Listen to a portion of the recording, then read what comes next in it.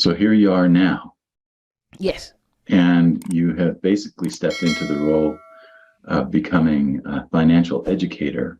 Now, who are the people that you're working with primarily right now in that education? Well, primarily I speak to women like myself, Gen X women. Yeah. One, because I am one, and two, our financial requirements are a bit different than the men our age. In what ways? And well, in what ways? Well, one, for the most part, women are a bit more risk adverse.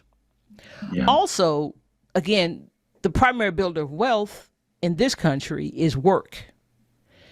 Well, women's work life is subject to more interruption than a guy's work life. Your work life is usually interrupted by two things. You got laid off slash fired. Pick one. You got sick. That's it. Those are the only two things that stop guys. Oh, and then we got the few that go to jail. But those are Yeah. the three things that interfere with men's ability to earn a living. Yeah. Well, and you guys do your best to avoid that. The functional among you do your best to avoid those things. Right. Well, with women, it's quite a few things, and they last much longer. There's childbirth. That's the big thing. The Yeah. children, childbirth, having kids, raising them, because even in a marriage, optimum way to have kids is to be married. Kids fall on mom, and in many cases, women leave or they mommy track. So you start having a disparity of the amount of income that's generated. So that affects the amount of income that's saved or that you have the ability to do things with.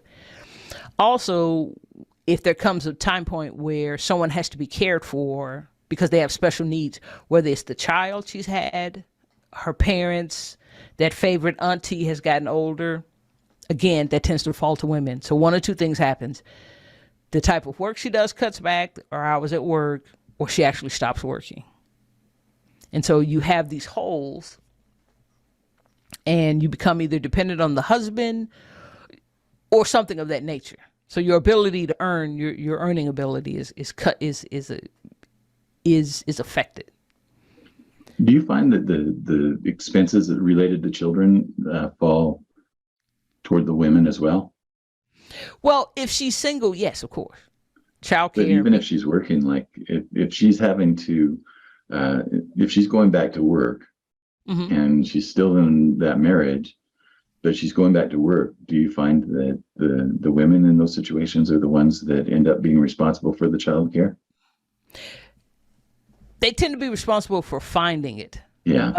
And depending on how the two individuals in the marriage structure their income, do Yeah. they work together? Is there a straight 50-50 split? Is one person more responsible for these type of areas or the other one? So I couldn't give a blanket statement of yes, they're responsible, Yeah. but there's an involvement. I mean, I know just from my anecdotally what happened to my career after I had my son. Yeah. You don't have the ability, because again, in many cases you're working, your employer wants you there. Yeah.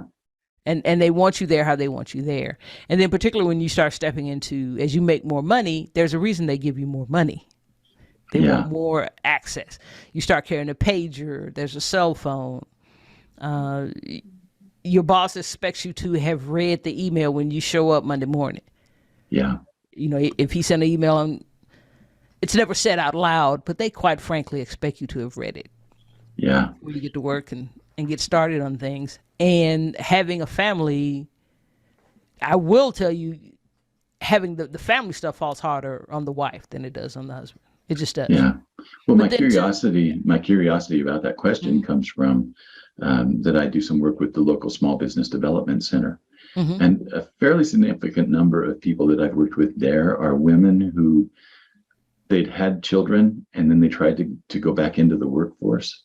But when they tried to re-enter the workforce, the amount that they were being paid didn't offset the cost of the child care expenses.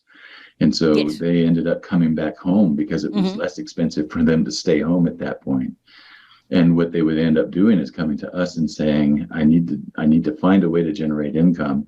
And I'm thinking about doing a small business, but I have no idea what to do or where to Exactly. start. So I was just curious if you've seen that pattern as well. Well, yes. You have, as I said, the cost of childcare.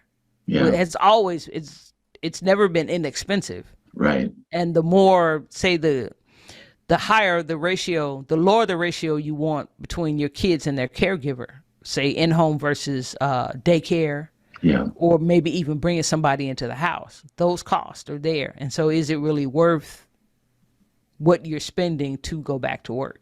yeah, And then you have situations where, again, if you're the only one, you have to go back to work and figure it out. oh yeah, right.